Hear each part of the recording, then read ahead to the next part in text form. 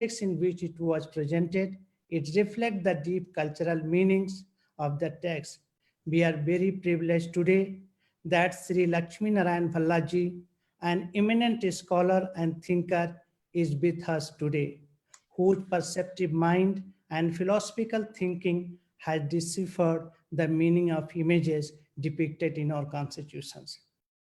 So, these wonderful lectures, all you are welcome. I invite now our rector, Professor Rana Pratapji, to address our audience on this occasion. Professor Api Singh ji. Honorable Vice Chancellor, Professor M. Jagdish Kumar ji, today's distinguished speaker, Sri Lakshmi Narayan Bhallaji, my fellow colleagues, Dr. Madhav Govind ji, Hiraman Tiwari ji, faculty members, and all the participants. A very good evening to all of you. Today is the 70th anniversary of the adoption of Constitution of India. And in the morning session also we had discussion. Several things came out. One thing was very prominent, that how to keep a balance between rights and duties. So I would like to emphasize that both are just kind of two sides of a coin, and a very much equilibrium is needed. We cannot say that one should be more and other should be less.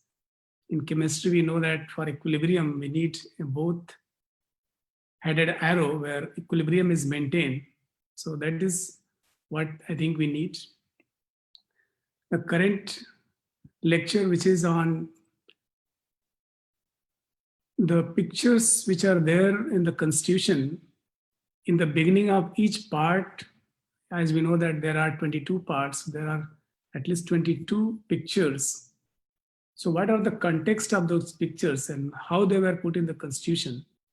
Our distinguished speaker is going to enlighten us on these aspects. As far as I understood, I know that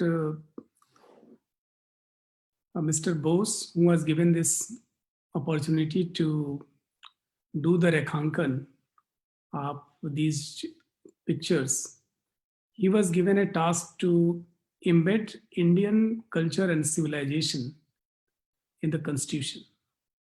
So in the pictorial form, although it is there, but very few of us know about this. What is the significance of those pictures? However, if I understood it correctly, these pictures depict the introduction as well as summary of the whole part of that Constitution, all 22 parts. They are embedded in that picture. And I think that is what Sri Lakshmi Narayan ji is going to talk about, how he has interpreted those pictures, and he has already written a book on that. So now we are very much privileged to hear from him. So with this, I thank you all again for participating in this webinar. Thank you, sir. Now I invite our Honorable Vice Chancellor, sir, to give the inaugural address on this occasion.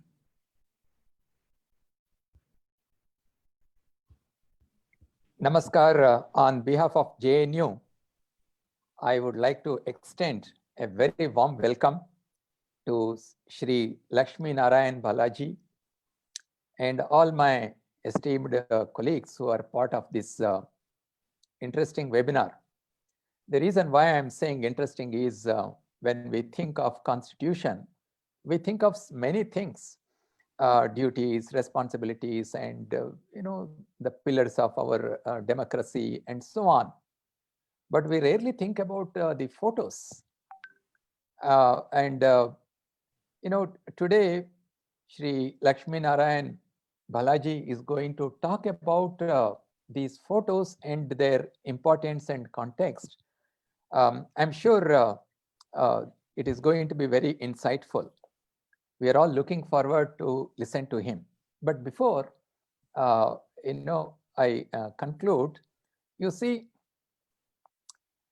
if you look around the world, perhaps India is the only country where democracy is thriving we have seen in the oldest democracy where elections were held recently, you know, there is so much of trouble in the transition of power from one president to the other president, accusations and all kinds of things. But in India, the elections are held so effectively. Even the remotest villages are reached out to participate in this democratic exercise. And if you look at the central government, it consists of 25 political parties. And if you look around the state governments, I think more than in more than half a in more than a dozen of the states, there are opposition parties which are ruling the states as opposed to the parties which are ruling at the center. And I think nearly about 20 or 25 political parties are ruling these state governments. So you can see the diversity. In spite of this diversity, we are a thriving democracy and have become an example, especially the election process.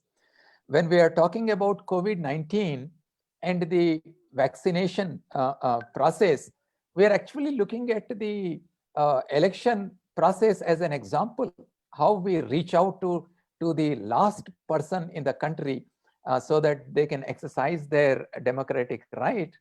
Perhaps the COVID vaccine also will be delivered to the people in the same way.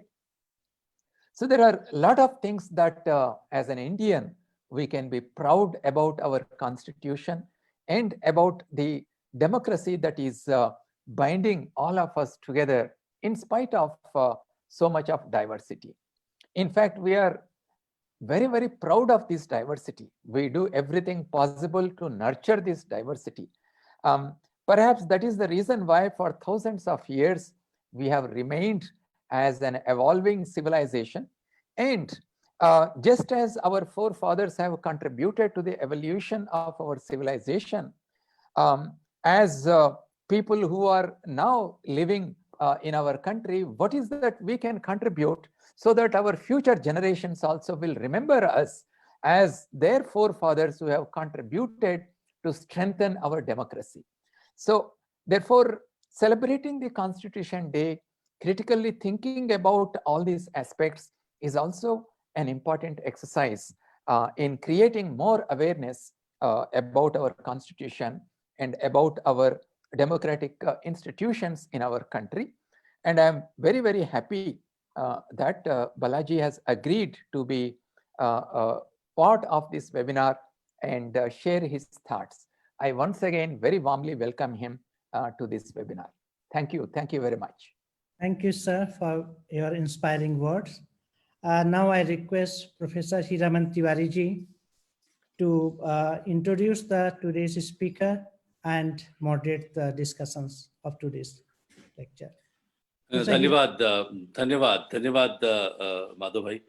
परमादरणीय कुलपति महोदय, आदरणीय उपकुलपति professor Rana Pratap Singh ji, आज के अतिथि वक्ता माननीय लक्ष्मी नारायण भाला जी और हमारे प्रिय मित्र प्रोफेसर माधव गोविंद, इस कार्यक्रम में पधारे सभी सहयोगी और श्रोतागण जो सभी ऑनलाइन से जुड़े हैं। आज संविधान दिवस है, सो मैं भी अपनी ओर से आपको संविधान जेएनयू की ओर से और अपनी ओर से संविधान दिवस पर हृदय से अभिनंदन करता हूं और अभिवादन भी करता हूं।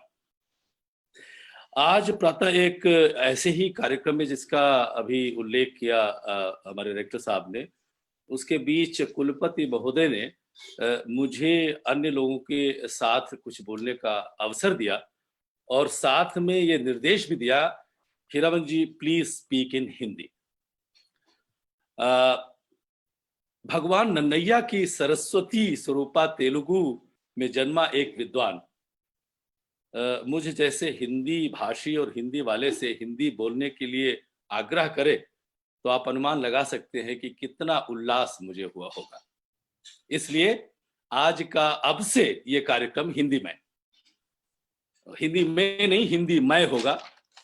धर्मो रक्षति रक्षिता, ये बहुत ही प्राचीन कहावत है और ये बहुत ही सारगर्भित कहावत है। यदि धर्म का हम का संरक्षण करते हैं तो धर्म सदैव हमारी रक्षा करता है, हमारा संरक्षण करता है। इसका अर्थ ये नहीं है कि हम धर्म किसी एक पूजा या पूजा पद्धति से बात करते हैं। धर्म का सीधा सीधा अर्थ होता है, प्रातः काल भी इस पर चर्चा हुई थी, जो हमारे कर्तव्य हैं, जो हमारे, और यदि हम कर्तव्य परायण हैं और अपने धर्म की रक्षा करते हैं, उसको संजो करके रखते हैं, उसका स्मरण करते हैं, उसका जाप करते हैं, तो इसमें कोई संदेह नहीं है कि वो हमारी रक्षा करेगा। उसका स्वाभाविक there is a simple corollary कि अगर हम धर्म को स्मरण रखेंगे तो अधर्म का कार्य हमसे नहीं होगा। यदि हम संविधान का स्मरण रखेंगे, संविधान को जानेंगे, तो हम असंवैधानिक कार्य कतई हम कर नहीं सकते। इसलिए संविधान हमारा धर्मग्रंथ है, और अगर ये हमारा धर्मग्रंथ है तो ये हमारी माँ सरस्वती भी है, जिसके कोख में हम लोग जीवित हैं।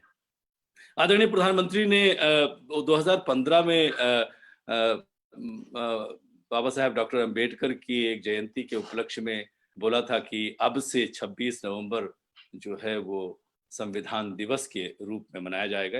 तब तक 2015 तक 2014 तक इसे लॉ डे के नाम से जाना जाता था, और इसलिए इस संविधान दिवस की घोषणा के बाद से हम लोग संविधान दिवस मना रहे हैं और उसका स्मरण कर रहे हैं। इसलिए ऐसे दिवस पर, संविधान पर, धर्म पर चिंतन करने के लिए जो ये अवसर मिला है, उस अवसर को कतई किसी भी कीमत पर हमें जाने नहीं देना चाहिए। इसी उपलक्ष्य में आज श्री लक्ष्मी नारायण भाला जी को यहाँ पर आमंत्रित किया गया है।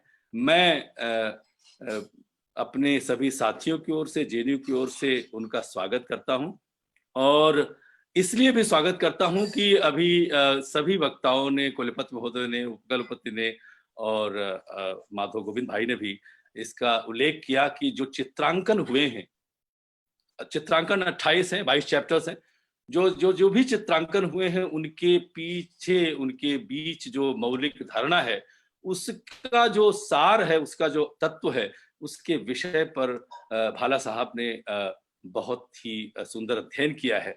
और चूंकि संविधान एक इतने बड़े मनीषी की अध्यक्षता में हुआ था, डॉक्टर बाबा साहेब अंबेडकर, इसलिए भी मैं इसको धर्मग्रंथ कहता हूँ। एक प्रकार का धर्मग्रंथ है जिसको हम सदैव स्मरण करते हुए, उसका जाप करते हुए अपनी भी रक्षा कर सकते हैं और दूसरों की भी।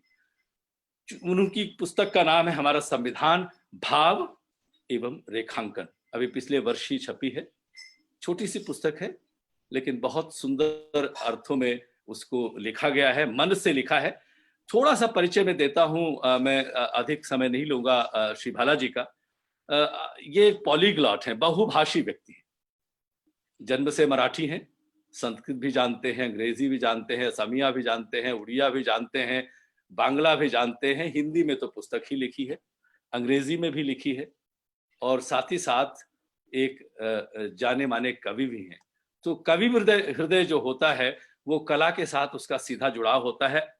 इसलिए उनको यहाँ पर पाकर अपने बीच में हम लोग बहुत ही धन्य हैं और प्रसन्न हैं, और ये अवसर मिलेगा उनकी बातों को सुनने के लिए कि किस प्रकार से वो जो रेखांकन हुए हैं। अभी डायरेक्टर साहब बोल रहे थे कि हर चैप्टर, हर भाग के प्रति जो भावना उसमें गुथी गई है, उसके पीछे जो भावना थी उसी को रेखांकित किया। और कहाँ से रेखांकित किया है, चाहे वेदों से किया हो, रामायण से किया हो, महाभारत से किया हो, अपने भगवान बुद्ध की हो, महावीर का हो, मोहनजोदारो हो, तमाम ऐसी विभूतियां हैं जिनको लेकर के हर स्थान पर रेखांकित किया गया है। इसलिए इसका अर्थ समझना बहुत ही आवश्यक है। श्री भाला जी ने बहुत किताबें लिखी हैं, मुझे लगता है 15 से अधिक पुस्तकें उनकी छपी होंगी, और पिछले वर्ष ये पुस्तक आई है। इसलिए एक प्रकार से इसका जेएनयू विमोचन जो हो रहा है, ऐसे अवसर पर मैं उनको आमंत्रित करूंगा हृदय से, आप आकर के अपने विचार रखें और हमको उन सारगर्भित रेखांकन के बारे में कुछ बताएं। श्री भाला जी। नमस्कार, मेरी आवाज पहुंच रही होगी सब तक? जी जी जी, बिल्कुल पहुंच रही है। तो सबसे पहले तो माननीय कुलपति महोदय, इनको मैं नमस्कार करता हूं, जिन्होंने आज इस संविधान दिवस के उपलक्ष्य में और संविधान पर यह कार्यक्रम आयोजित किया है। और इसको संचालित करने वाले, इसको संभालने वाले जितने भी लोग हैं, उस टीम का भी मैं अभिनंदन करता हूं और सुनने वालों का स्वागत करता हूं। संविधान किसी भी देश की एक मौलिक चीज होती है, क्योंकि उसी के आधार पर वहां का प्रशासन, वहां का शासन और वहां की जनता, उनको जीना होता है। और इसलिए संविधान का महत्व ये किसी भी मायने में कम नहीं है।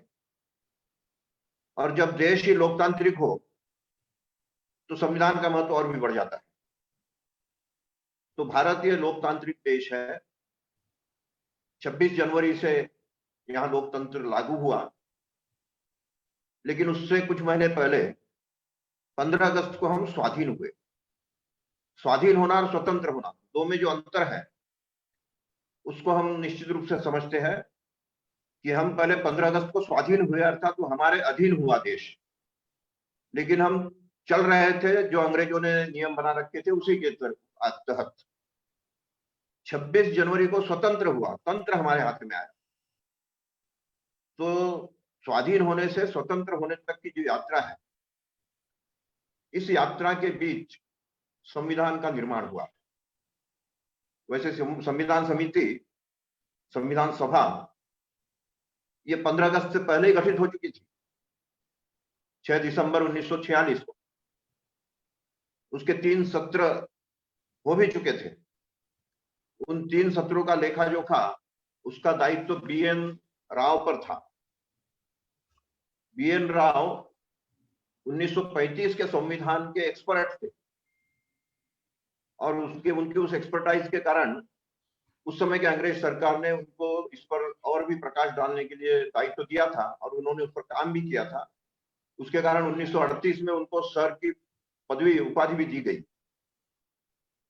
और इसलिए स्वाधीन होने से पूर्व तक जो 3 सत्र हुए, उसका पूरा संयोजन या उसका लेखन ये बीएन राव जी ने किया। स्वाधीन होने के बाद स्वाभाविक रूप से इस संविधान सभा की भी मानसिकता बदली कि अब स्वाधीन होकर जब हमारे हाथ में देश आया है, तो अब हम अपने ढंग से इस तंत्र को पुनर्लेखित करेंगे।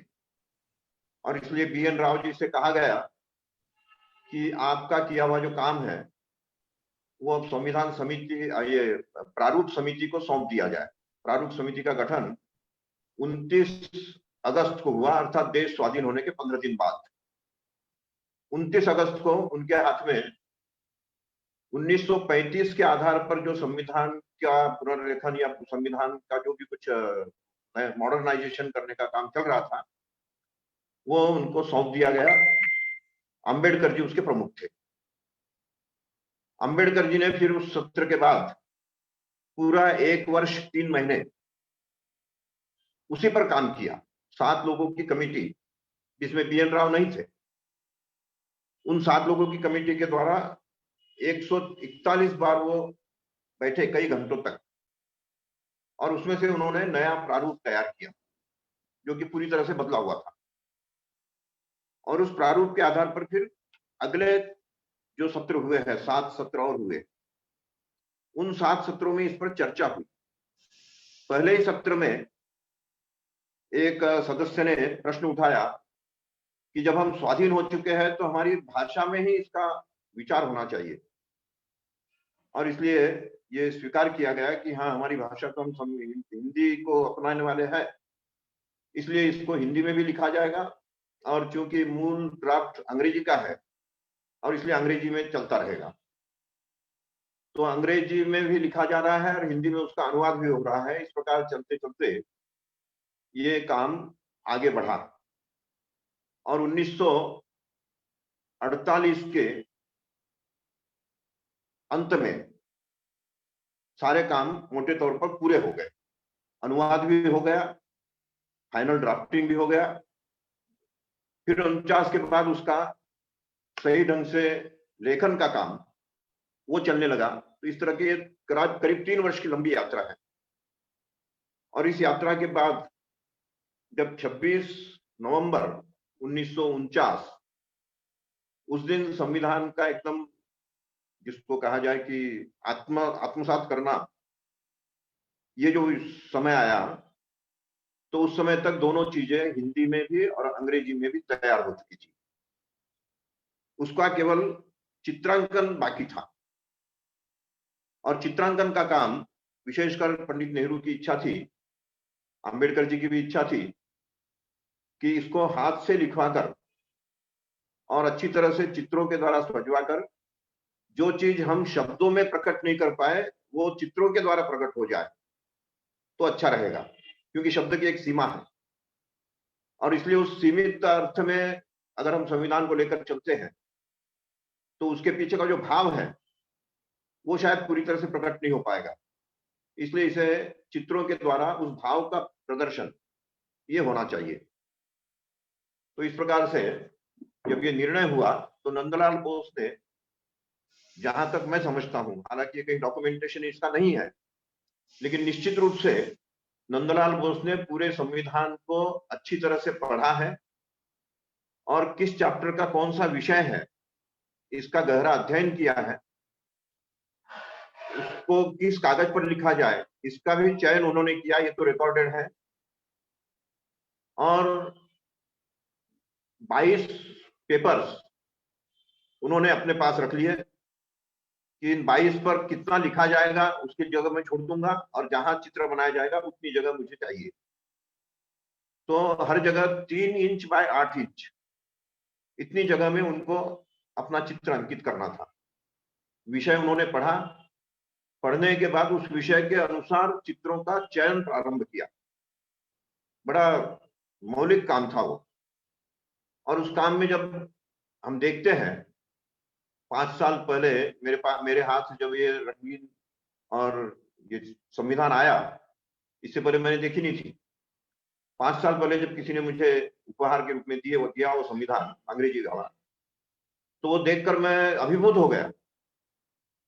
मैं स्वयं भी एक चित्रकारिता का काम थोड़ा बहुत करता हूँ और इसलिए उस चित्रकार की मानसिकता क्या होगी ये मैं सोचने लगा। और ध्यान में आया कि it's not just decorative piece, इसके पीछे कुछ भाव है। इन्होंने केवल डेकोरेट नहीं किया, तो क्या भाव होगा। तो सारा देखने के बाद जो ध्यान में आया, 2 शब्दों में मैं उसको समेटना चाहूंगा कि हर चित्र उस विषय का या तो स्रोत और या परिणाम ये दिखाता है। जो विषय है उसका स्रोत कहाँ है और उसके परिणाम क्या है। तो कहीं परिणाम दिखाई देता है, कहीं स्रोत दिखाई देता है। सबसे पहला जो है चैप्टर 1 भाग 1, 22 भागों में से पहले भाग का चित्र मैं आपके सामने अभी ला रहा हूं। स्क्रीन पर अभी आपके सामने वो चित्र आएगा।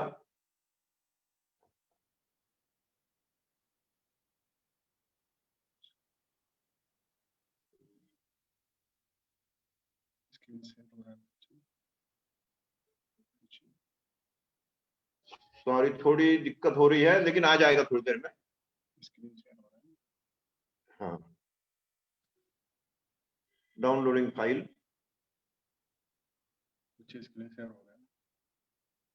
हाँ, देखिए आपके सभी के स्क्रीन पर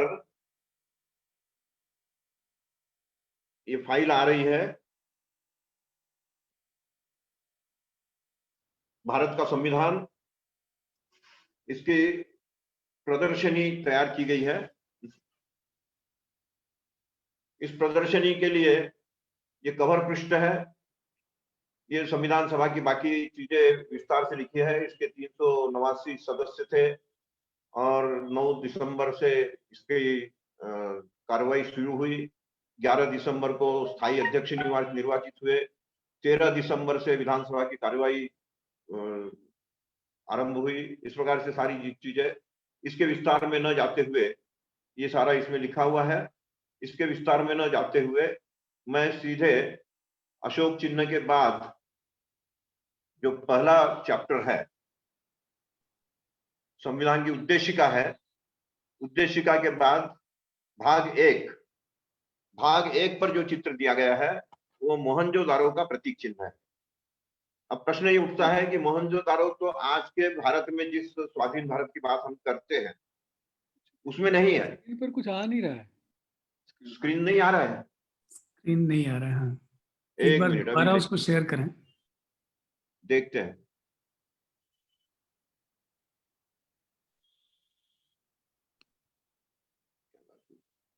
शेयर करता हूँ।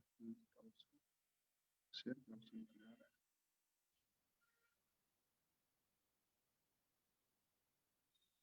स्क्रीन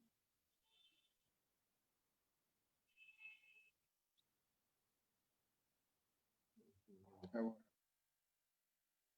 कुछ नहीं आ रहा है। अभी हम कर दीजिए। हाँ, अब आ रहा है जी, हाँ, अभी आ रहा है। आ रहा है ना। हाँ, तो ये मोहनजोदारो का प्रतीक चिन्ह है। अनुच्छेद 1 से 4 भाग 1 में ये 4 अनुच्छेद हैं और इसका विषय है संघ और उसका राज्य क्षेत्र, अर्थात भारत की सीमाएं।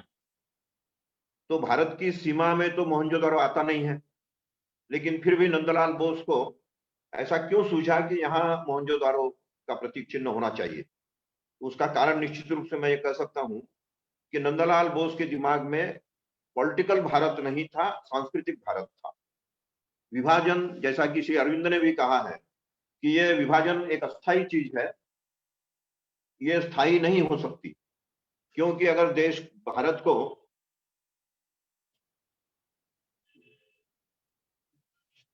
भारत को अगर विश्व का नेतृत्व करना है तो उसको अखंड ही रहना होगा। और इसलिए उनकी उस भावना का सम्मान करते हुए नंदलाल बोस ने अपनी सीमाओं को सांस्कृतिक सीमाओं तक हम सोचे, इसलिए मोहनजोदारो का चयन किया है।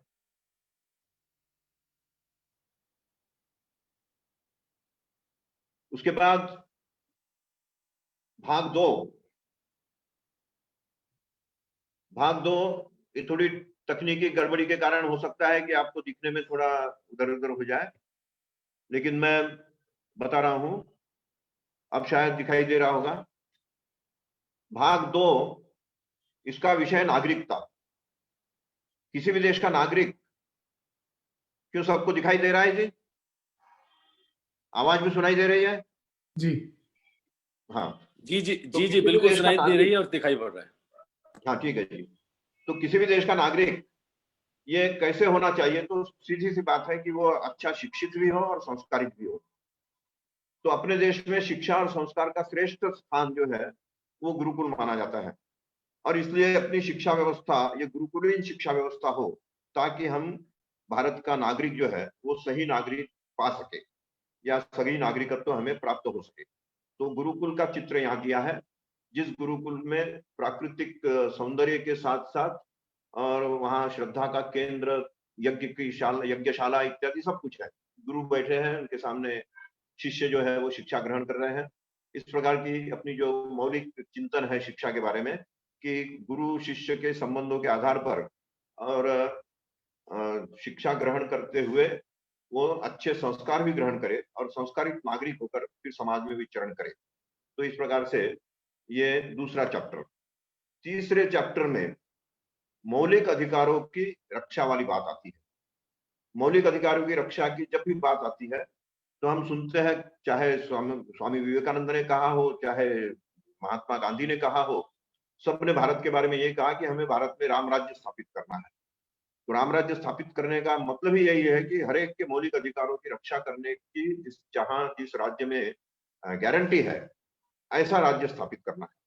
तो मौलिक अधिकारों की रक्षा के लिए अगर राम राज्य स्थापित करना है तो राम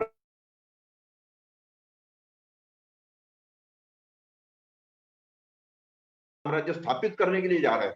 लंका विजय के बाद केवल एक दिन में उनको अयोध्या पहुंचना था, क्योंकि भरत ने कह रखा था कि मैं एक दिन भी बिना 14 वर्ष बीत जाने के बाद एक दिन भी इंतजार नहीं करूंगा, आपको तुरंत आना होगा।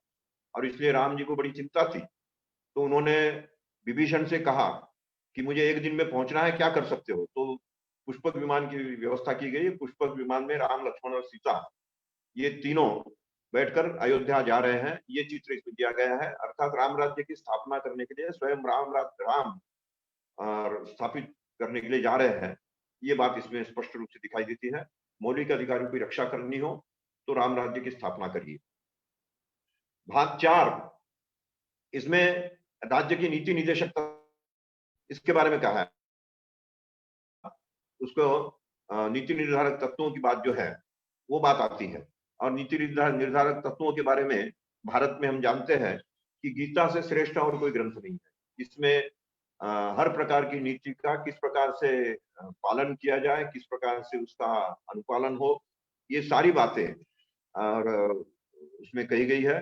और इसलिए भगवान कृष्ण द्वारा अर्जुन को गीता सुनाते हुए का जो दृश्य है, रथ पर बैठे हुए अर्जुन ने हथियार डाल दिए थे कि अपने ही लोगों को युद्ध में मारकर मैं क्या प्राप्त करूंगा, इसलिए मैं युद्ध नहीं करना चाहता, मेरे हाथ पैर शिथिल होते जा रहे हैं। तब भगवान कृष्ण को बड़ी चिंता हुई कि अगर धर्म की स्थापना करने के लिए शस्त्र लेकर युद्ध करने के लिए तैयार नहीं है तो फिर धर्म की स्थापना कैसी होगी? और इसलिए धर्म स्थापना के लिए चाहे अपने रिश्तेदार हो उनका भी वध करना पड़े, तो उसके लिए संकोच न करते हुए हमें अपने नीतियों के आधार पर आगे बढ़ना है, इसका उपदेश देते हुए और कृष्ण को दिखाया गया है। और इसीलिए ये कहा जा सकता है कि राज्य के नीति निर्देशक तत्व जो है वो अगर हमें अपनाने हैं तो गीता का अध्ययन करना होगा, गीता को अपनाना पड़ेगा। फिर उसके बाद आता है विषय भाग 5 में। ये भाग 5 संविधान का सबसे बड़ा भाग है। इसमें 100 अनुच्छेद 52 से 151 तक 100 अनुच्छेद है, कई विषय है। और संघ से संबंधित अर्थात संघीय व्यवस्था से संबंधित कार्यपालिका, विधायिका, सर्वोच्च न्यायालय, इसके संबंध में जो भी प्रावधान है वो सारे इसमें दिए हैं।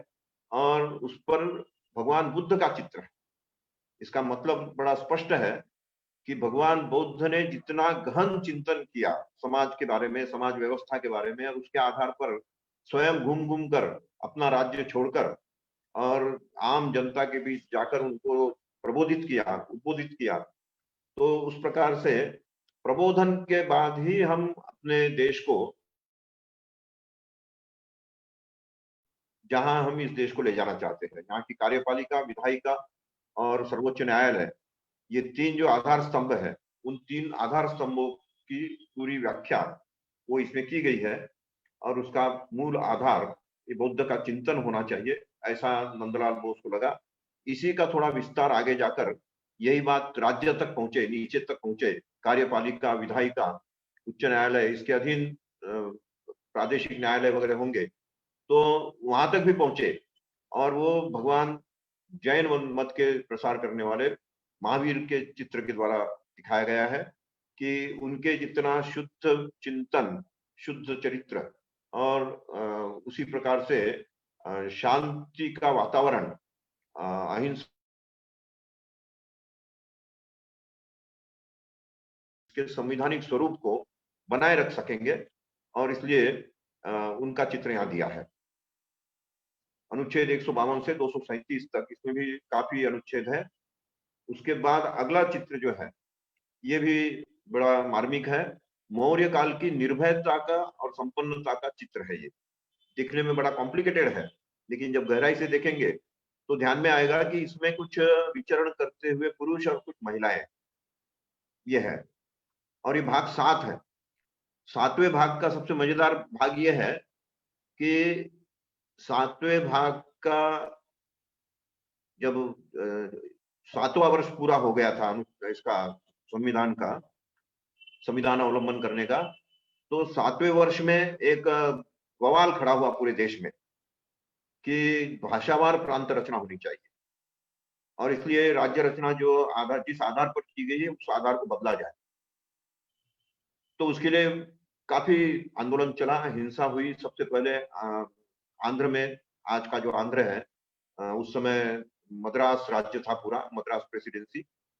तो वहां ये सबसे पहला आंदोलन खड़ा हुआ कि हम तेलुगु भाषी है, हमारे लिए हमारा राज्य जो है वो अलग होना चाहिए। और फिर उसी में से बात निकली कि अब सारे देश में ही भाषावार प्रांत रचना कर दी जाए। इसका कुछ लोगों ने विरोध भी किया, कुछ लोगों ने समर्थन भी किया, लेकिन राजनीतिक स्थितियां कुछ ऐसी बन गई कि अंततः सबको मानना पड़ा कि चलो भाषावार प्रांत रचना ही कर ले। और इसलिए 1956 से जो भाषावार प्रांत रचना बनी, उसकी शुरुआत आंध्र से हुई। आंध्र अलग होते ही केरल अलग हुआ, फिर ये कर्नाटक अलग हुआ, उसके बाद आगे चलकर महाराष्ट्र से गुजरात अलग हुआ, फिर पूर्वोत्तर भारत में भी ये लहर गई, तो पूर्वोत्तर भारत के भी कुछ छोटे छोटे राज्य अलग हुए। इस प्रकार से भाषावार प्रांत रचना ये उसके बाद की कहानी है। तो उसके कारण वास्तव में ये अनुच्छेद 238, केवल एक ही अनुच्छेद जिसमें है, वो पूरी तरह से निरस्त हो गया। केवल उसका एक हिस्सा जो राज्यों की सूची थी वो केवल इसमें बचा। लेकिन इसका जो चित्र है ये बड़ा मार्मिक है। इसमें चित्र ये दिया है कि हमारी राज्य व्यवस्था ऐसी होनी चाहिए, चाहे वो फिर भाषावार प्रांत हो चाहे जो भी हो, लेकिन प्रांत रचना ऐसी होनी चाहिए कि वहां निर्भीकता के साथ हम विचरण कर सके। तो इसमें हम देखते हैं कि महिलाएं जो है वो ऊर्ध्व वस्त्र के बिना, गहने वहने तो है जरूर लेकिन ऊर्ध्व वस्त्र नहीं है, उससे विचरण कर रही है। और पुरुष अपने काम में व्यस्त है, अर्थात किसी प्रकार का विकार किसी के मन में नहीं है, सब अपने अपने काम में व्यस्त है। महिलाएं अपने काम में व्यस्त है, पुरुष अपने काम में व्यस्त है। किसी प्रकार का विकार किसी के चेहरे पर या किसी आचरण में दिखाई नहीं देता। जैसा कि आज देखते हैं कि एक दूसरे की छेड़खानी और उसके कारण जो सारी समस्याएं आती है, तो ये मन के विकार के कारण होती है। तो इस मन के विकार से दूर रहने का एक संदेश ये इसमें से उन्होंने दिया है। तो मौर्य काल की ये निर्भयता और संपन्नता दोनों को प्रकट करने वाला ये चित्र है, राज्य रचना चाहे जो हो। इसके बाद भाग 8 का जो चित्र है, इसको जो भी देखता है कहता है हनुमान जी है। मैंने बड़ी गौर से देखा कि हनुमान जी है तो धूम होनी चाहिए, और अगर छलांग लगा रहे हैं तो या तो लंका को जलाने के बाद छलांग लगा रहे हैं या लंका को जलाने के लिए छलांग लगा रहे हैं, तो जलती हुई धूम होनी चाहिए। लेकिन जब देखा कि धूम नहीं है, तब फिर मैंने खोजबीन की कि ये चित्र कहाँ से आया और किस लिए, किसने अंकित किया होगा। तो ध्यान में आया कि ये कुबेर का चित्र है। कुबेर का चित्र हनुमान जी जैसे छलांग लगाते हुए क्यों है? तो उसका कारण यह है कि वास्तव में कुबेर हनुमान जी के बड़े भक्त थे, और जो हनुमान जी जिस गदा को लेकर घूमते थे वो गदा कुबेर जी द्वारा दी गई थी। और हनुमान जी के एक गुण से वो बड़े प्रभावित थे कि हनुमान जी रिस्क लेकर काम करते हैं, खतरा मोल लेकर काम करते हैं। तो अगर अपने देश की प्रशासन की व्यवस्था, इसको अगर हमें ठीक करना हो, तो हो सकता है कि हमें आर्थिक क्रांति की छलांग लगानी पड़ेगी। आर्थिक क्रांति की छलांग लगाए बिना हम राज्य व्यवस्था, उसके क्षेत्रों का प्रशासन, उसके लिए आवश्यक प्रावधान ये जुटा नहीं पाएंगे। और इसलिए कुबेर को छलांग लगाते हुए, अर्थात खतरा मोल लेकर काम करने की मानसिकता को दर्शाते हुए ये चित्र दिया गया है। और इसके बाद का जो चित्र है भाग 9 में, ये विक्रमादित्य का दरबार है। जब हमारी सारी व्यवस्थाएं ठीक हो जाएगी तो उसके बाद पंचायत और नगर पालिकाएं, इसके द्वारा जो न्याय व्यवस्था हम संचालित करेंगे वो कैसी होनी चाहिए। तो विक्रमादित्य के दरबार के बारे में कहा जाता है कि विक्रमादित्य का जो सिंहासन है उस पर जो भी बैठेगा वो सही न्याय करेगा। तो सही न्याय करने का सबसे श्रेष्ठ प्रतीक ये विक्रमादित्य है। और इसलिए हम न्याय की व्यवस्था या न्यायपूर्ण समाज व्यवस्था, इसके पक्षधर है। और इसलिए उस बात को यहाँ उन्होंने बड़े स्पष्ट शब्दों में, स्पष्ट चित्रों के द्वारा यह अंकित किया है कि पंचायत से लेकर नगर पालिका तक हर जगह न्याय व्यवस्था विक्रमादित्य के समान शुद्ध और जनोपयोगी होनी चाहिए। भाग 10 में अनुच्छेद 244 से 244 ए, बस एक ही अनुच्छेद है। नालंदा विश्वविद्यालय का चित्र इसमें दिया गया है। यहाँ दोनों चित्र एक साथ दिए हैं, लेकिन ओरिजिनल जो यह है पुस्तक संविधान की, उसमें नालंदा का ये जो प्रतीक चिन्ह है, प्रतीक चिन्ह ऊपर है और ये बड़ा चित्र जो है वो नीचे है, और ये एक ही पृष्ठ में इसका विषय जो है ये समाप्त हो जाता है। तो एक ही पृष्ठ में विषय भी पूरा हो जाता है और दोनों चित्र एक साथ दिए गए हैं। इतना छोटा ये चैप्टर है। तो अनुसूचित जनजाति क्षेत्र, अनुसूचित जनजाति क्षेत्र में नालंदा विश्वविद्यालय क्या काम है, ये जब सोचने लगा मैं तो ध्यान में आया कि नालंदा विश्वविद्यालय एक ऐसा विश्वविद्यालय था जहां दुनिया भर के लोग शिक्षा प्राप्त करने के लिए आते थे। तो शिक्षा प्राप्त करने के लिए जहां हम आते थे या पूरी दुनिया के लोग आते थे, वही शिक्षा व्यवस्था अनुसूचित जनजाति तक भी जानी चाहिए। इसका हमें विचार करना होगा, तब हम जाकर अपने देश को और सही दिशा में आगे ले जा सकेंगे। तो नालंदा विश्वविद्यालय की शिक्षा व्यवस्था ये नीचे तक पहुंचाइए, ये संदेश इसमें से दिया गया है। और उसी के आधार पर फिर भाग 11 में संघ और राज्यों के बीच संबंध कैसे हो, इसके लिए अश्वमेध यज्ञ के घोड़ा जो है उसका चित्र दिया है। अब प्रश्न ये आता है कि अश्वमेध का घोड़ा जो है, इससे संघ और राज्यों के संबंधों का क्या मतलब है। तो प्रश्न ये है कि जब भी कोई सम्राट पूरे देश के अंदर चलने वाले बाकी छोटे छोटे राज्य उसको अपने अधीन लेना चाहता था, तो उस समय वो अपने घोड़े को और अपनी सेना को सब तरफ भेजकर और सबको ये अभय दिलाता था कि आप मेरी छत्र छाया में आ जाइए, आपको पूरी तरह से अभयदान मिलेगा। और इस तरह से उनके साथ युद्ध करके ही हो, चाहे सरेंडर करके हो, स्वीकृत होकर, और लोग अपने राज्य को उसके तत्वावधान में उसकी छत्र छाया में ले आते थे। तो सम्राट या प्रमुख जो है उसकी छत्र छाया और छोटे राज्य उसकी छत्र छाया में पले बढ़े। इस प्रकार से संघ और राज्यों के बीच का संबंध जो है वो ऐसा होना चाहिए, ये भाव इसमें से दिया गया है। इसके बाद भाग 12 में नटराज का चित्र है और स्वस्तिक है, लेकिन दुर्भाग्यवश समझ लीजिए असावधानी के कारण नटराज का चित्र खंडित हो गया है। इसकी जो फ्रेम है वो फ्रेम दाहिनी तरफ खंडित है और ऊपर में भी थोड़ी खंडित है। तो ऐसा क्यों हुआ होगा? तो ये ध्यान में आता है कि नंदलाल बोस ने जो भी चित्र बनाए वो किसी कागज पर बनाए, उसका सांचा बनाया गया और उस सांचे के द्वारा इसको यहाँ छापा गया।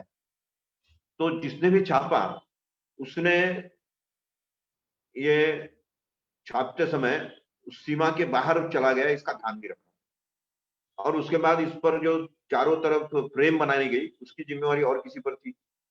फ्रेम बनाने वाले ने देखा कि ये तो अतिक्रमण कर रहा है, तो उसको उसने काट दिया और इस प्रकार से ये नटराज का चित्र थोड़ा खंडित हो गया। फिर ये स्वस्तिक है, स्वस्तिक को हम देखेंगे तो ध्यान में आएगा कि स्वस्तिक उल्टा है, दाहिनी तरफ राइट माने क्लॉकवाइज होना चाहिए अंकन, ये एंटी क्लॉक हो गया। तो ऐसे एंटी क्लॉकवाइज क्यों हुआ, उसका कारण मैं जहां तक समझता हूं कि नंदलाल बोस ने तो स्वस्तिक अंकित करके साचा बनाने वाले को दे दिया होगा, उसने उसका जो उल्टा साचा बनाना चाहिए था वैसे नहीं बनाकर वैसा ही साचा बना दिया, और उसके कारण जब वो साचा सीधा था तो उसको छापा गया तो उल्टा हो गया। तो ये साचा बनाने वाले की गलती और इधर साचा छापने वाले की गलती, ये दोनों भी गलतियां भाग 12 पर हम देख रहे हैं। और दुर्भाग्यवश भाग 12 ये वित्त और संपत्ति, इसकी स्वच्छलता, इसकी स्वच्छता, इसके बारे में संविधान के अनुच्छेद है। तो आज देश के सामने अभी भी जो बार बार आर्थिक समस्याएं खड़ी होती है, मैं समझता हूं कि ये सामान्य सी गलती जिसके कारण नटराज का चित्र या मूर्ति खंडित हुई है और स्वस्तिक उल्टा हुआ है, तो इसको तकनीकी गलती मानकर जब भी कभी संविधान चित्रों के साथ छापा जाएगा उस समय इसका सुधार कर लिया जाए। ऐसी बात लिखते हुए मैंने इस पत्र में, अपने किताब में, पुस्तक में ये बात लिखी है कि सामान्य गलती है ये, लेकिन अशुभ है। स्वस्तिक का उल्टा होना अशुभ माना जाता है और किसी भी आनंदमय चीज का खंडित होना, ये आनंद को खंडित करने वाले हैं। नटराज आनंद का प्रतीक है और स्वस्तिक शुभ का प्रतीक है। तो इन दोनों का ये जो असावधानी के कारण थोड़ी गड़बड़ी हुई है, उसको ठीक करना जरूरी है, ऐसा मुझे लगता है। उसके बाद भाग 13 में अनुच्छेद 301 से लेकर 307 विषय है भारत के राज्य क्षेत्र के भीतर के व्यापार, वाणिज्य और समागम। तो इस पर चित्र दिया है गंगा के अवतरण का, लेकिन विषय यह है कि भगीरथ प्रयास, गंगा का अवतरण कैसे हुआ, तो भगीरथ प्रयास से हुआ। जब ये बात मैंने देखी कि भगीरथ प्रयास अगर हुआ तो भगीरथ ने क्या किया था, तो ध्यान में आया कि भगीरथ तो बहुत बाद में आए हैं। इसकी शुरुआत तो उनके 5 पीढ़ियों से पहले राजा सगर ने की। राजा सगर ने संकल्प लिया कि उनके सेना के जो 60,000 सैनिक मारे गए हैं, उनका उद्धार करने के लिए कपिल मुनि ने कहा है कि गंगा को अवतरित करके लाइए, या अभी जो भी पवित्र पानी नीचे लाइए, यहाँ से बहता हुआ पानी जाएगा तो मैं इनका तर्पण करके इनको मोक्ष प्राप्त करा दूंगा। तो भगवान ये अपने राजा सगर ने संकल्प लिया कि ठीक है, मैं ये काम करूंगा, लेकिन वो अपने जीवन काल में वो कर नहीं पाए। उनके बेटे का नाम था असमंज, और उसको स लगा दिया जाए तो असमंजस, तो प्रवृत्ति से असमंजस था वो। उसने कहा कि मैं राजकाज संभालू या पानी खोजने जाऊं, मेरे से ये नहीं होगा, और इसलिए उस जनरेशन ने पानी खोजा नहीं। लेकिन उसके बाद की जनरेशन में जो आए अंशुमान ने कहा कि दादाजी का सपना मैं पूरा करूंगा, और उन्होंने फिर हिमालय में जाकर पानी का स्रोत खोजना शुरू किया कि ऐसा कोई स्रोत हो जो बहा नहीं हो, उसको बहाया जाए। लेकिन उनके भी जीवित काल में वो मिला नहीं। तब उनके बेटे दिलीप, उन्होंने इस संकल्प को और आगे बढ़ाया, और हिमालय में और ऊपर तक जाकर जब वो मानसरोवर पहुंचे, तब उन्होंने देखा कि मानसरोवर से पवित्र पानी तो और कहीं हो ही नहीं सकता, क्योंकि ये सीधे स्वर्ग से उतरता है।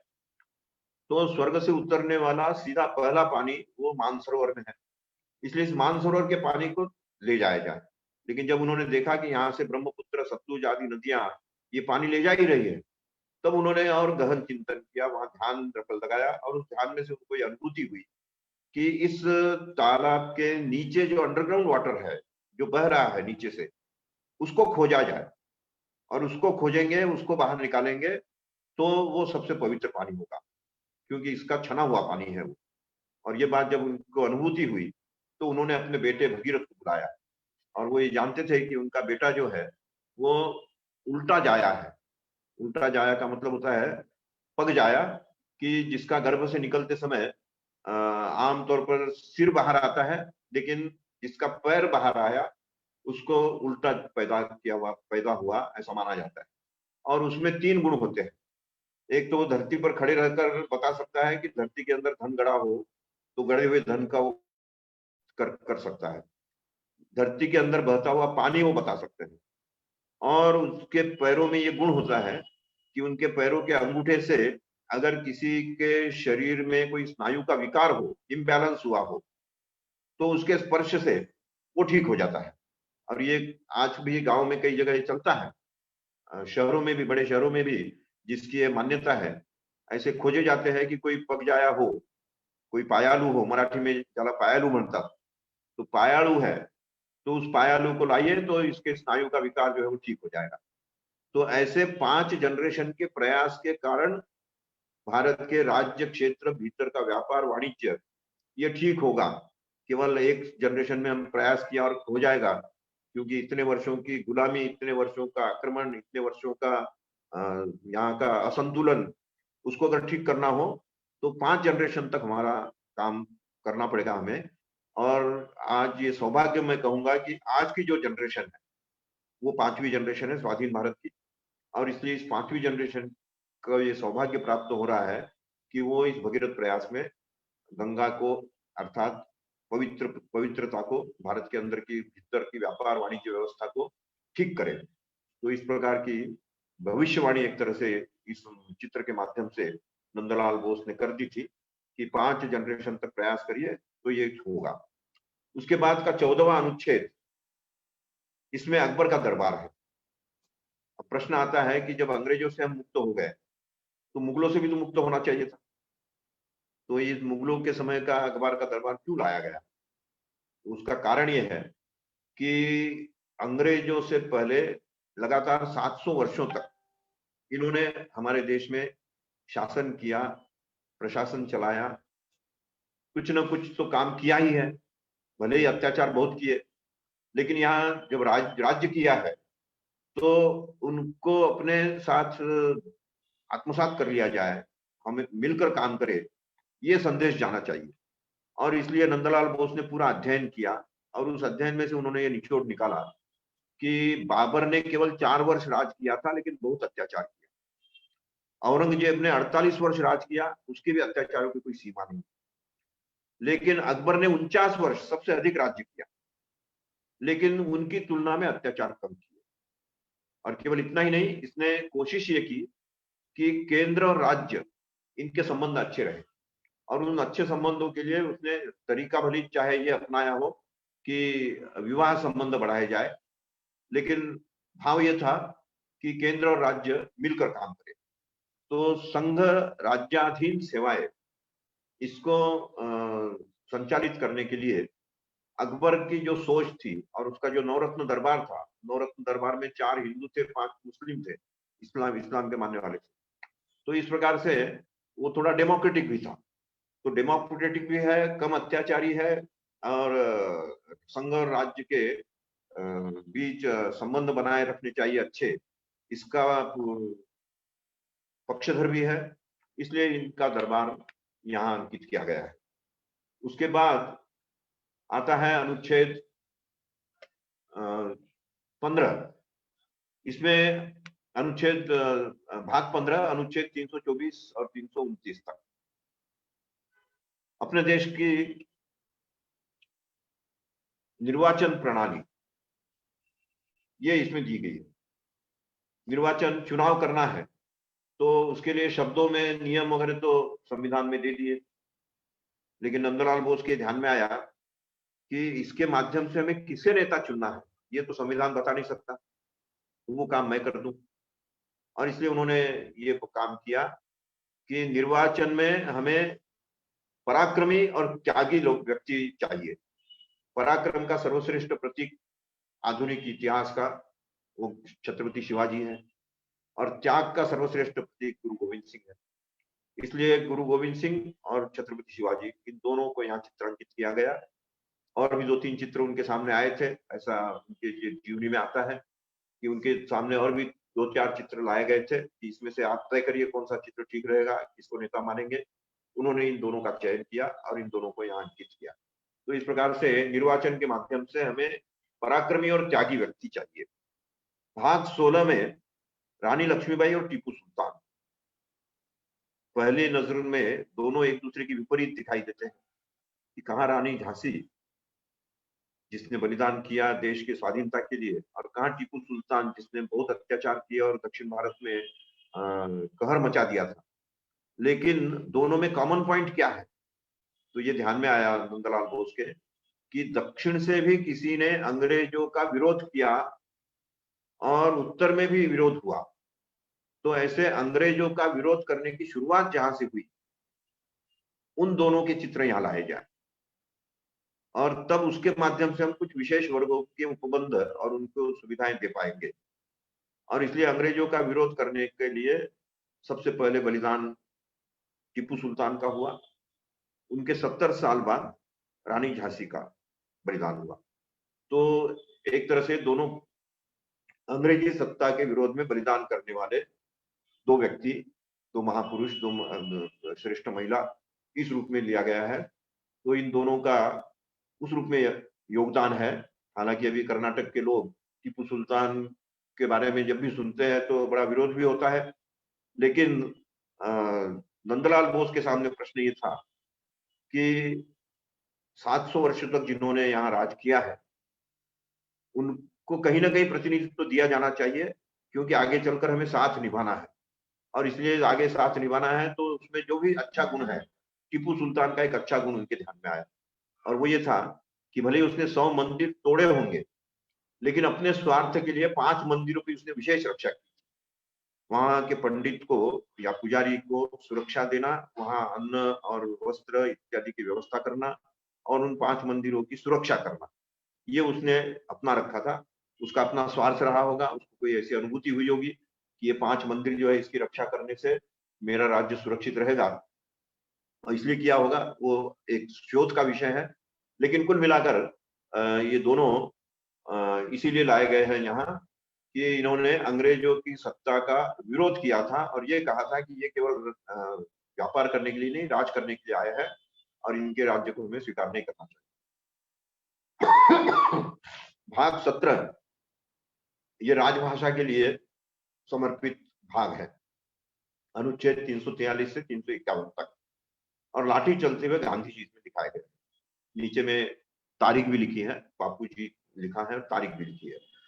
तो गांधी जी का ये बहुत चिर प्रचलित ऐसा चित्र है, और वो ये इसलिए दिया है यहाँ कि स्वयं गुजराती भाषी होते हुए भी देश की एकता को अगर बनाए रखना है, देश को अगर एक रूपता में लाना हो, तो यहाँ की राजभाषा हिंदी होनी चाहिए, इसके ये प्रखर पक्ष रखते हैं। और इसलिए जैसे ही राजभाषा की बात आई तो उनके सामने गांधी जी का नेतृत्व नंदलाल बोस की आंखों के सामने आया और उन्होंने गांधी जी को हाथ में लाठी लेकर चलते हुए जो उनका प्रचलित चित्र है, उस चित्र के रूप में अंकित किया। और मैं जो आज हिंदी में बोल रहा हूँ, उसके पीछे की प्रेरणा भी यही है कि जिस संविधान ने ये लिखा है कि हमारी राजभाषा हिंदी होगी, भले ही संविधान अंग्रेजी में लिखा गया लेकिन उसका साथ साथ हिंदी में अनुवाद भी होता रहा। अंग्रेजी का संविधान रायजादा जी ने लिखा, हिंदी का संविधान ये वैद्य जी ने लिखा, महाराष्ट्र के वसंत कृष्ण वैद्य, उन्होंने लिखा।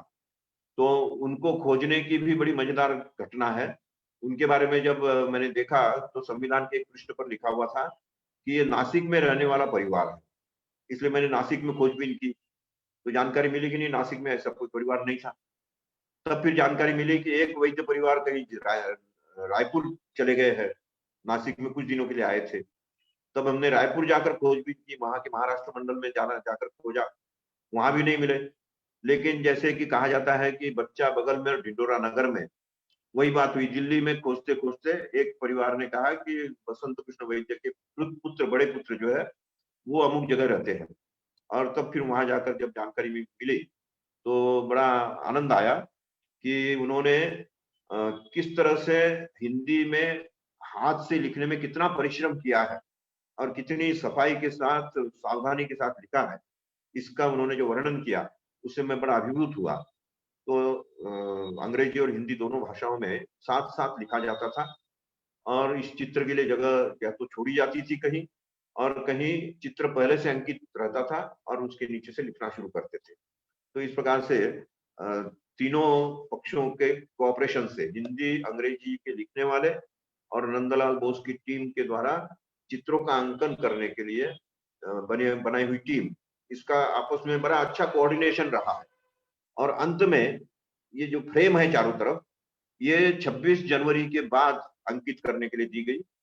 तो वो करीब साल भर उसमें भी लगा है, क्योंकि 53 प्रकार की फ्रेमें बनी है और दोनों अंग्रेजी में भी हिंदी में भी समान रूप से छपनी चाहिए, इसका ध्यान रखा गया है।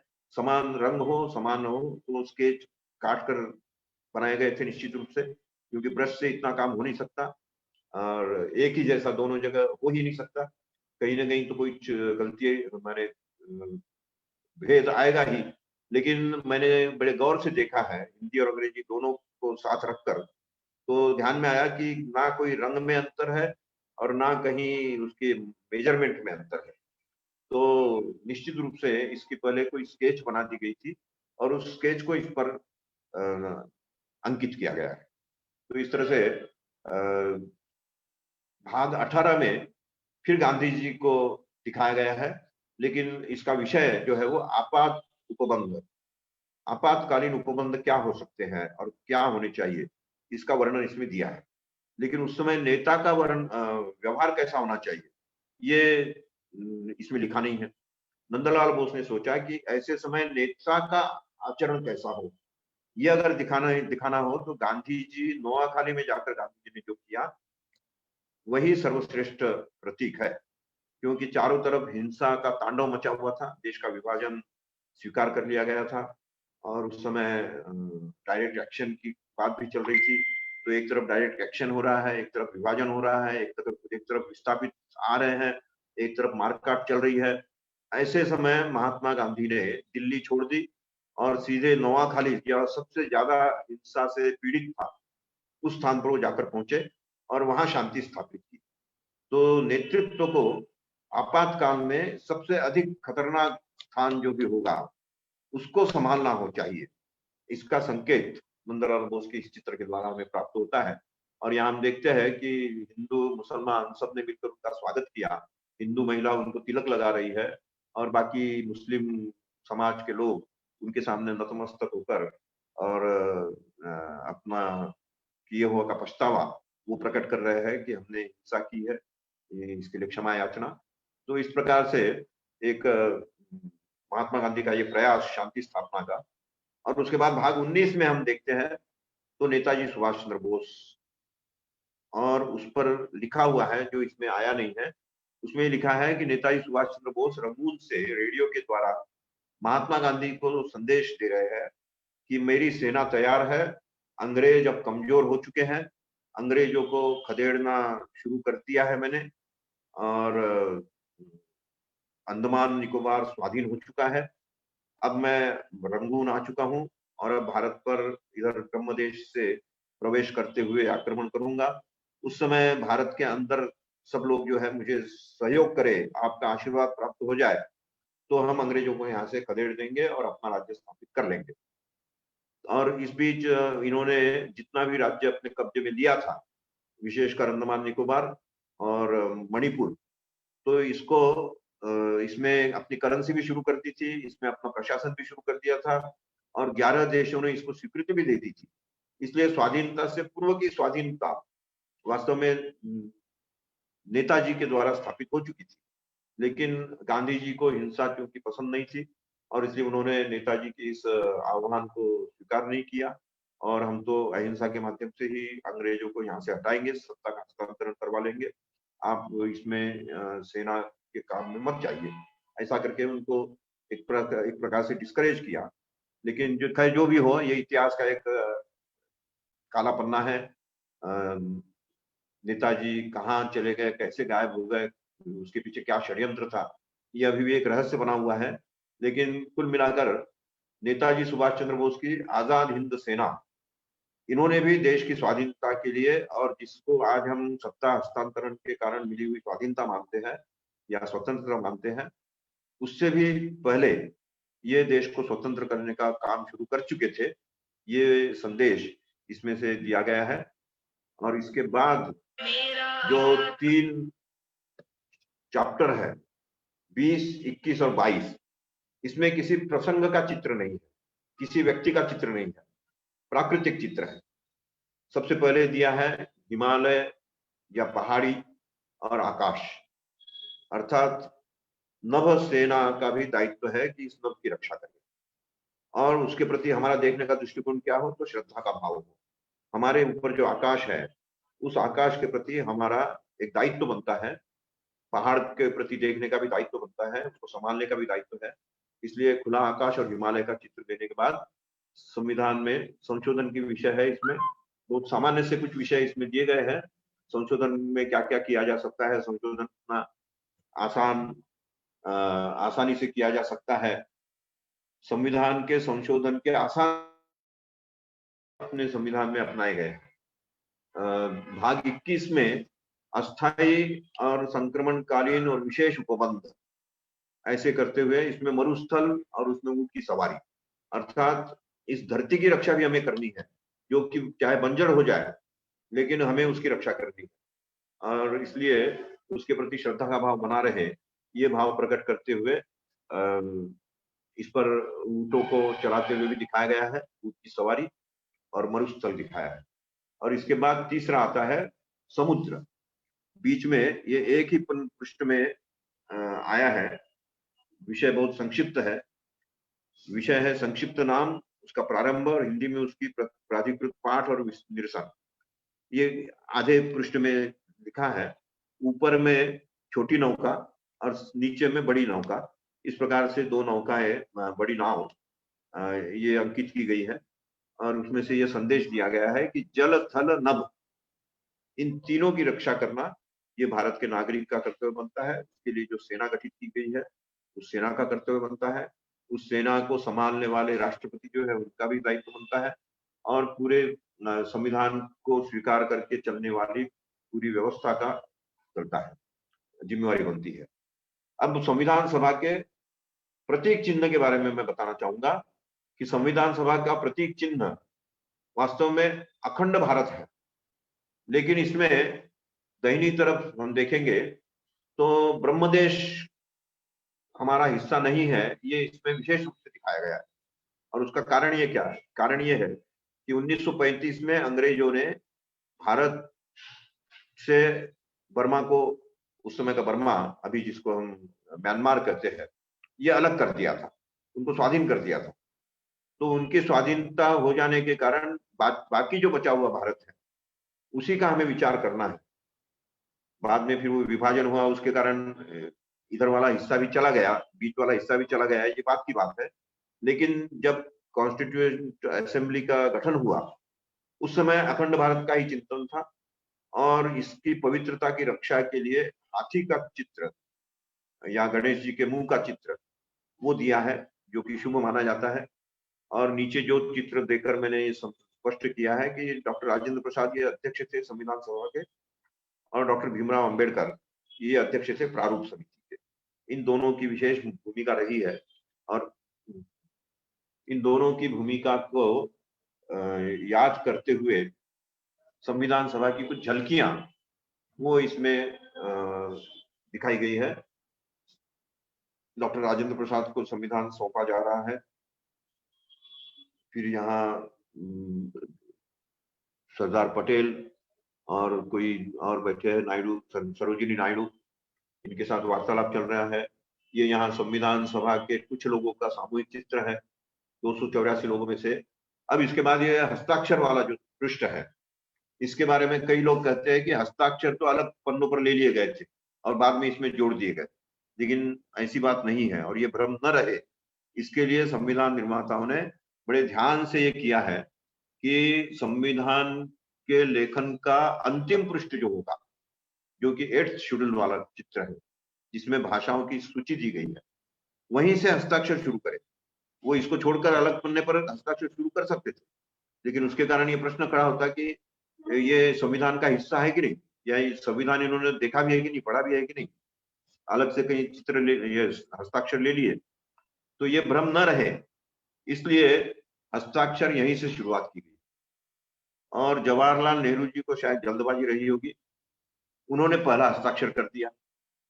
उसके बाद लोगों ने जब कहा कि राजेंद्र बाबू का हस्ताक्षर पहले होना चाहिए था क्योंकि संविधान सभा के वो अध्यक्ष है, फिर उनके पास जब गए तो ये उनकी उदारता थी कि उन्होंने दोबारा लिखवा कर अपना हस्ताक्षर पहले नहीं किया, तो स्वीकार कर लिया कि भाई ठीक है, नेहरू जी ने हस्ताक्षर कर दिया है, लेकिन फिर उसके ऊपर रखने हैं सिग्नेचर। तो उन्होंने ऐसे तिरछा हस्ताक्षर करके अपने एक प्रकार से अध्यक्ष के पद के सम्मान की रक्षा की। इस प्रकार से ये उनकी उदारता भी झलकती है, नेहरू की जल्दबाजी भी झलकती है। और संविधान सभा के बाकी सदस्य एक के बाद एक हस्ताक्षर कर रहे हैं। हिंदी अंग्रेजी 2 प्रतियां रखी थी, दोनों पर हस्ताक्षर करते हुए आगे जा रहे हैं। अंग्रेजी की प्रतिलिपि पर अंबेडकर जी का 25वें नंबर पर हस्ताक्षर है और इनका हिंदी वाले पर 31वें नंबर पर है। तो इस प्रकार से ये सारे हस्ताक्षर हुए हैं। इस हस्ताक्षर को आप देखेंगे तो बड़ा ध्यान में आएगा कि सच्चिदानंद सिन्हा, इनका जो हस्ताक्षर है ये सीमा को लांघ कर बहुत दूर तक चला गया और बाद में ये फ्रेम बनाई गई है, इसलिए स्पष्ट है कि हस्ताक्षर खाली जगह पर ले लिए गए थे, जो निश्चित की गई थी जगह उसमें, और जो सीमा से बाहर चले गए उनको भी सुरक्षित रखा गया है ताकि वो कट न जाए, इसलिए फ्रेम को काटा है। तो इस प्रकार से ये स्पष्ट है कि हस्ताक्षर हो जाने के बाद फ्रेम बनाई गई। तो ये सारे बात जो है, इसका समापन जो कि प्रेम बिहारी नारायण रायजादा की इच्छा थी कि मेरे पिताजी का नाम मैं लिखूंगा मेरे अपने नाम के साथ, तो उन्होंने हर पृष्ठ पर जहां जहां अंग्रेजी में उन्होंने लिखा है, छोटे में प्रेम लिख रखा है, और अंतिम पृष्ठ पर अपना नाम लिखने के बाद अपने पिताजी का नाम ब्रज बिहारी नारायण रायजादा इनके पुत्र है, इस प्रकार से लिखकर अपनी उनकी जो शर्त थी कि मुझे कुछ पैसा नहीं चाहिए, मैं केवल अपना नाम इसमें रखना, यानी वो अपने आप को संविधान का पार्ट, संविधान सदस्य के नाते, सभा के सदस्य के नाते मुझे स्वीकृति मिले, इस रूप में उनका आग्रह था। तो उनका हर पेज पर प्रेम नाम से सिग्नेचर भी है और अंतिम पृष्ठ पर ये लिखा गया है, उनके पिताजी का नाम भी लिखा गया। तो इस प्रकार से संविधान के इस चित्रमय संविधान को इस पूरी पुस्तक की जब व्याख्या हुई तो मेरा एक अंत में एक मजेदार बात बताकर मैं अपनी बात पूरी करूंगा। संविधान का ये सब लेखन हो जाने के बाद इसको छपने के लिए जब नेशनल बुक ट्रस्ट इन्होंने स्वीकृति दी, तब बात आई कि संविधान के सर्वश्रेष्ठ ज्ञाता डॉक्टर सुभाष कश्यप, इनकी इसमें भूमिका हो जाए तो इस पुस्तक की गरिमा बढ़ जाएगी। और इसलिए उनसे भूमिका लिखवाने के लिए जब मैं उनके पास गया और उनसे जब मैंने कहा कि इसमें जो चित्र है उस पर मैंने लिखा है, तो बड़े सहज भाव से उन्होंने कहा कि चित्रों पर क्या लिखेंगे, वो तो डेकोरेटिव पीस है। फिर जब मैंने कहा कि नहीं सर, डेकोरेटिव पीस नहीं है, नंदलाल बोस ने बहुत गहराई से सोचकर और एक एक चित्र बनाया है और उसका सीक्वेंस भी बनाए रखा है उसका, ये सारी बात जब मैंने उनको बताई तो बड़े अभिभूत हो गए और कहने लगे कि अच्छा तो जरा मुझे दिखाइए। जब वो पुस्तक उनको दिखाई और उसमें संविधान में थोड़ी जो गलती हुई है, स्वस्तिक उल्टा छप गया है और नटराज का चित्र असावधानी के कारण खंडित हो गया है, ये जो दो बातें बताई तो पहले उनका विश्वास नहीं हुआ। उन्होंने कहा कि नहीं नहीं ऐसा नहीं हुआ होगा, इतनी बड़ी गलती कैसे कोई करेगा। फिर जब संविधान खोलकर मैंने उनको दिखाया तब उन्होंने बड़े नम्रता के साथ कहा कि 70 साल से हम इस पर काम कर रहे हैं, लेकिन कभी किसी के नजर में नहीं आया कि दो अशुभ चिन्ह इसमें लग गए हैं, एक खंडित है एक उल्टा है, तो आपने बहुत बड़ा काम किया है और इसलिए इस पुस्तक की भूमिका में लिख देता हूँ। और उस भूमिका में उन्होंने मुझे धन्यवाद देते हुए मुझे अपने संविधान पर लिखने वालों की बिरादरी का सदस्य भी माना है, और यहाँ तक कहा है कि अब संविधान जो भी छपेगा वो इन चित्रों के साथ छपे, इसका मैं भी आग्रह करूंगा। तो चित्र जो संदेश देते हैं वो संदेश भारत की जनता तक पहुंचना चाहिए, ये आग्रह रखते हुए मैं इस बात को यहीं पर पूर्ण विराम देता हूँ। बहुत बहुत धन्यवाद। आप सब लोगों ने बड़े गौर से सुना, समय पार हो गया फिर भी आप लोग बैठे हैं, इसलिए सबको पुनः धन्यवाद देते हुए मैं अपनी बात पूरी करता हूँ। आभार, धन्यवाद माननीय भाला साहब। आपने जो अंत में बोला कि चित्र के माध्यम से जो संदेश दिया जाता है, जो उपदेश दिया जाता है, वही परिपाटी रही है। और चित्र जो है पहले मानस पर अंकित होता है, उसके बाद उसकी अभिव्यक्ति बाहर होती है, ऐसा चित्रकारों का मानना है। और पाश्चात्य जगत के सबसे बड़े जो चित्रकार माने जाते हैं लियोनार्डो डा विंची, उन्होंने तो स्वयं लिखा भी था कि जो हमारी प्रतिमाएं हैं या जो हमारे चित्र हैं, उनको मैं अपने हाथों से नहीं करता हूँ, बल्कि वो ऐसे ही घूमती रहती हैं। और उनको फिर मैं या तो अगर कोई शिल्पकला बनाता हूँ तो अपनी हथौड़ी और चीजल के साथ उनको मैं मुक्त करता हूँ। They are being liberated from the rocks with the help of my chisel and hammer. और अगर मैं कोई रेखांकन करता हूँ तो हमारे मन के जो विकार होते, जो मन के जो भाव होते हैं, वो रेखा के रूप में आकर के चित्र बनते हैं। तो मुझे जैसा कि आपने बड़े सहज भाव से और विस्तार से बताया कि नंदलाल बोस जी के मन में क्या चल रहा होगा जब जब वो इन अध्यायों और इन अनुच्छेदों और भागों को लेकर के बैठते थे, और उसी प्रकार से उन्होंने इतना बड़ा कार्य किया है। बहुत बहुत आभारी हैं। मुझे लगता है समय बहुत हो गया है, लेकिन अगर एक आध प्रश्न किसी के हैं तो मुझे लगता है एक आध प्रश्न लिया जा सकता है। बताइए प्रोफेसर माधव गोविंद जी। हाँ सर, ले सकते हैं जी, ले लीजिए। हाँ, लेकिन अगर कोई है यहाँ पर, चूंकि मैं चैट बॉक्स में, चूंकि इतना अभिभूत करने वाला संभाषण था कि मुझे लगता है कि लोग ये भूल गए होंगे कि हम कैसे उसको क्या बोलें। लेकिन मुझे ये लगता है कि एक, मैं जब तक लोग सोचते हैं, मैं अपनी तरफ से एक प्रश्न करना चाहता हूँ। चूंकि जरूर आपने बताया, हमें तो ये सिर्फ इतना पता था कि आप कवि हृदय हैं, और जो कवि होता है वो वियोगी होता है। वियोगी होगा पहला कवि, आह से उपजा होगा गान, उमड़ कर आंखों से चुपचाप वही होगी हाँ। कविता अनजान। चाहे वो वाल्मीकि जी हो या बाकी जो मनीषी हो। तो ये जो आपके मन में ये जो भाव आए थे, इसको चित्र को और इन रेखांकन को अध्ययन करके इनके विषय में अभिव्यक्त करने के लिए, उसके बारे में एक बहुत ही संक्षेप में अगर आप बताएं, और अगर इसके बाद कोई मौलिक प्रश्न हो। ये तो मेरा एक बचकाना प्रश्न है कि आप किस प्रकार से आपके मन में ये भाव आया। क्योंकि जैसा आपने बताया कि कश्यप जी 70 वर्षों से बाकी लोग पढ़ रहे हैं, हम लोग भी पढ़ते रहते हैं, कभी ये मन में नहीं आया। हाँ, हम लोग जानते थे कि इसका मतलब ये है, इसका मतलब ये हो सकता है, लेकिन आपने जिस प्रकार से उसका वर्णन किया है वो एक थोड़ा सा अलग ले जाता है और गुदगुदाता भी है कि ऐसा किया होगा। तो आपके मन में ये भाव कब आए? ऐसा है कि वास्तव में 2 वर्ष मैं इस पर कुछ कर नहीं पाया, क्योंकि मैं संघ का प्रचारक हूँ। संघ की योजना से जो भी काम दिया जाता है वो करना होता है। तो जब ये संविधान मेरे हाथ में आया, उस समय मैं हिंदुस्तान समाचार का दायित्व संभाल रहा था, दिल्ली में ही था।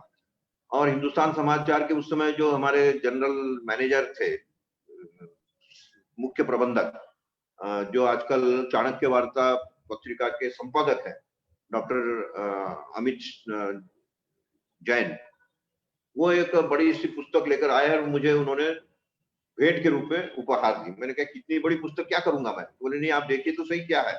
जब मैंने खोलकर देखा तो ये तो हस्तलिखित संविधान है, जिसकी फोटोकॉपी है ये। तो मैं बड़ा अभिभूत हो गया कि अच्छा, संविधान को इस तरह से भी लिखा गया है, हाथ से लिखकर, और उस पर चित्रांकित किया गया है। तो उस पर फिर मेरे विचार चक्र कुछ शुरू हुए। और उसके बाद मेरा अचानक दायित्व बदल गया। मुझे भोपाल जाकर रहना पड़ा। भोपाल में 2 वर्ष में मुझे 6 पुस्तकें लिखनी थी, उसको प्रकाशित करना था, तो 2 वर्ष लग गए उसमें। 2 वर्ष तक इस पर कोई काम मैं कर नहीं पाया। लेकिन 2 वर्ष बाद इस बीच चाणक्य वार्ता पत्रिका प्रारंभ हो चुकी थी, और उनका आग्रह था कि संविधान पर आप कुछ सोच रहे थे लेकिन आप कुछ लिख नहीं पाए, तो अब आप कुछ कर सकते हैं क्या? तब मैंने कहा कि हाँ, एक काम मेरा पूरा हो चुका है, इसलिए अब मेरे पास समय है, तो मैं इस पर सोचता हूँ। और जब पढ़कर सोचने लगा, तो जैसा कि मैंने शुरू में ही कहा कि मुझे हर जगह ऐसे लगने लगा कि ये चित्र कुछ बोलता है, या तो इसका इनिशिएशन और या इसका रिजल्ट, 2 में से एक चीज इसमें प्रकट की है नंदलाल बोस ने।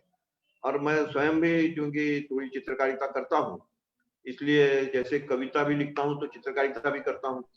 तो दोनों हृदय की बात आपने बताई, और उसके कारण कुछ भाव ऐसे मन में उमड़ने लगे।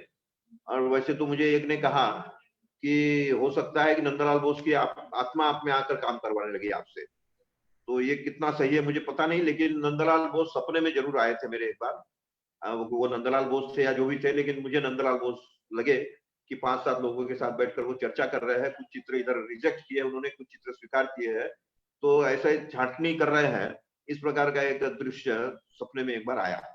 तो ऐसा लगा कि इस पर कुछ करना चाहिए, कि एक नई चीज मेरे दिमाग में आ रही है तो ये आम जनता तक पहुंचे। और इस तरह से अपना अपने दिमाग में आई हुई बात आम जनता के अगर काम आती हो तो उसको देना चाहिए। बस इतना ही केवल भाव इसमें था, इसमें और कोई नई बहुत बात मैं दे रहा हूँ बहुत बहुत ऐसी बहुत बात नहीं। बहुत आनंद आया आपकी ये एक यात्रा थी इसके लिखने तक की। और अभी मैं चैट बॉक्स में पढ़ रहा था, 2 लोगों ने कम से कम लिखा, इस ऐसे वक्तव्य पर प्रश्न कैसे कोई कर सकता है इतना सुंदर ढंग से। चूंकि नॉर्मली हम लोग ये मानते हैं कि जब कोई संभाषण होता है और उसमें कोई प्रश्न न पूछा जाए, तो हम ये मानते हैं कि भाई या तो किसी के पल्ले नहीं पड़ा होगा, या फिर इतना सुंदर था कि मंत्रमुग्ध हो गए सब लोग। मैं उसी लेटर पार्ट को मान के चल रहा हूँ। और थोड़ा सा आपसे क्षमा याचना करूंगा, समय भी कुछ ज्यादा हो गया है, हमारे सभी सहयोगी बैठे हुए हैं यहाँ पर। तो अंत में बस मैं अपने उपकुलपति और अपने बड़े भाई माधव गोविंद से एक अनुरोध करते हुए बस आप सभी का धन्यवाद देना चाहता हूं। सबसे पहले तो इस प्रोग्राम के कार्यक्रम के जो संयोजक हैं हमारे director professor Rana Pratap Singh, professor Madhav Govind ji और उनके सभी सहयोगी जिन्होंने ये किया। आज के दिन की ये एक प्रकार से हमारी झांकी थी और इसको इस तरह से हमने मनाया है इस दिन को उत्सव के रूप में। आप आए, आपने समय दिया, आपका बहुत बहुत आभार, हृदय से आभार। और हम सभी आपको धन्यवाद देते हैं एक स्वर में। और साथ ही साथ हमारे कुलपति महोदय यहाँ पर हैं, उन्होंने अपना इतना बहुमूल्य समय, ये सब क्लीशे लगता है कहते हुए लेकिन मैं वास्तव में कह रहा हूँ कि जिनके पास इतना कम समय होता है वो आए और सभी सहयोगी आए। हम देख रहे हैं हमारे तमाम वरिष्ठ सहयोगी वहाँ बैठे हुए हैं। डीन और चेयरपर्सन प्रोफेसर विवेक कुमार जो बाबा साहब डॉक्टर भीमराव अंबेडकर के बारे में भारत के कुछ गिने चुने विद्वानों में हैं, जिनको कम से कम मैं ऐसा मानता हूं, वो पूरे समय आपको सुनते रहे। आई एम श्योर वो इस पर विचार कर रहे होंगे। प्रोफेसर संतोष शुक्ला और जितने भी सहयोगी आए हैं, मैं सबको हृदय से धन्यवाद देता हूं इस कार्यक्रम के संयोजकों की ओर से और सभी को प्रणाम करता हूं। बहुत बहुत धन्यवाद। Thank you. माधव गोविंद जी। मैं एक धन्यवाद देना चाहूंगा। आपको भी बहुत जी सर, जी सर। बस एक धन्यवाद मैं देना चाहूंगा क्योंकि बाकी सबसे तो वैसे परिचय हो ही गया है, लेकिन मुझे जोड़ने वाले प्रमुख व्यक्ति जो है वो है बुद्ध सिंह जी।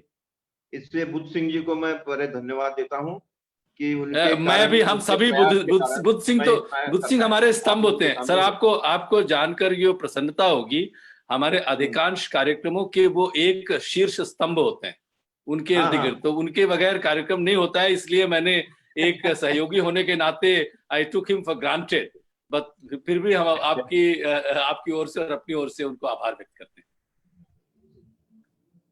बहुत बहुत धन्यवाद professor Madhav Govind. Thank you professor Hirabant Tiwari ji, आपने बहुत अच्छा कंडक्ट कराया और सभी लोग इतने अच्छी तरह से इस प्रोग्राम में पार्टिसिपेट किए, तो सभी का धन्यवाद। अब राणा सर, अगर ये हो तो मीटिंग इसको यहीं पे समाप्त किया जाए। Yes, it can be concluded. जी जी। So thank you sir, thank you, नमस्कार एंड थैंक यू। नमस्कार सबको, धन्यवाद सर। लाइव स्ट्रीमिंग को भी एंड कर रहे हैं। नमस्कार। हाँ नमस्कार।